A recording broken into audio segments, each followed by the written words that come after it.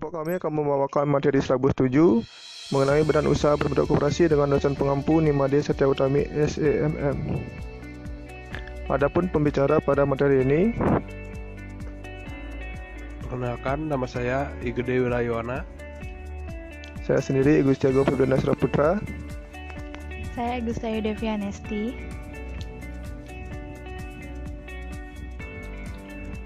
Pada materi ini terdapat 4 submateri pembahasan. Yang pertama, masalah-masalah usaha dengan non-koperasi. Yang kedua, alasan menjadi anggota koperasi. Yang ketiga, partisipasi anggota pada koperasi. Yang keempat, tujuan dan nilai perusahaan. Untuk materi pertama mengenai masalah-masalah usaha dengan non-koperasi akan dijelaskan oleh teman saya Wira. Baik, di sini saya akan menjelaskan masalah-masalah usaha dengan non-koperasi. Dalam dunia usaha, semua bentuk usaha pasti pernah mengalami masalah-masalah, baik secara internal maupun eksternal. Pada eksternal, kita bicara mengenai masalah bentuk badan usaha lain non-koperasi. Di sini ada 3 masalah. Yang pertama, ada modal. Masalah yang dihadapi dalam dunia usaha dan dialami oleh pengusaha menengah umumnya dan golongan ekonomi lemah pada khususnya berkisar pada masalah permodalan. Yang kedua, ada manajemen, di mana masalah kekurangan keahlian, keterampilan dan pengalaman mengurus dan memimpin perusahaan merupakan masalah kedua yang dihadapi pengusaha swasta nasional umumnya dan pengusaha pribumi khususnya. Yang ketiga, ada pemasaran. Masalah pemasaran oleh karena terbatasnya modal dan sarana, kekurangan pengetahuan para pengusaha mengenai prospek pemasaran, pola konsumsi masyarakat dan pola ekspor, serta beratnya persaingan dari perusahaan-perusahaan besar dalam luar negeri. Untuk materi kedua, alasan menjadi anggota koperasi. Di sini setiap orang memilih menjadi anggota koperasi karena didasari kebutuhan yang dapat diperoleh dari koperasi, baik itu dari segi ekonomi, kebutuhan fisiologis yang harus utama dipenuhi, misalnya makan dan minum. Sedangkan dari segi non-ekonomi adalah kebutuhan cinta kasih, penghargaan, keamanan, dan aktualisasi diri. Di sini keuntungan anggota bergabung dengan koperasi, khususnya keuntungan ekonomis. Yang pertama ada peningkatan skala usaha. Yang kedua ada pemasaran, pengadaan barang dan jasa, fasilitas kredit, simpanan anggota, pembagian hasil usaha. Untuk khususnya keuntungan sosial, yang pertama ada keuntungan kelompok, pendidikan dan pelatihan, program sosial lainnya. Baik, waktu dan tempat saya kembalikan ke moderator. Selanjutnya, mengenai partisipasi anggota pada koperasi akan dijelaskan oleh teman saya Devi. Untuk Devi, waktu dan tempat dipersilakan. Baik, terima kasih atas waktunya.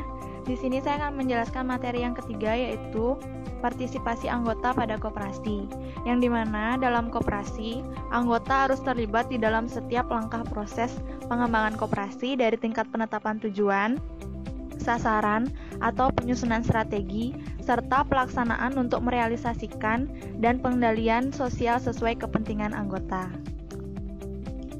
Selanjutnya, adapun faktor-faktor yang mempengaruhi partisipasi anggota koperasi, yaitu ada 2. Yang pertama, faktor positif dan faktor negatif.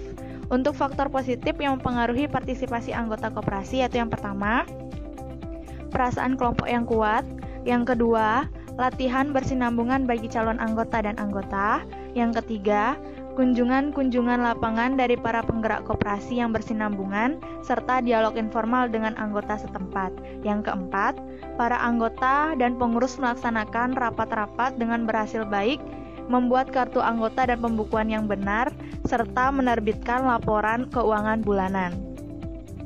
Yaitu selanjutnya ada faktor negatif yang mempengaruhi partisipasi anggota koperasi. Yang pertama yaitu kurangnya anggota dan calon anggota, antara lain dalam bentuk latihan anggota dan calon anggota yang sesuai dengan kebutuhan dan aspirasi lokal. Yang kedua, feodalisme dan paternalisme dari para pengurus koperasi dalam hubungan dengan para anggota.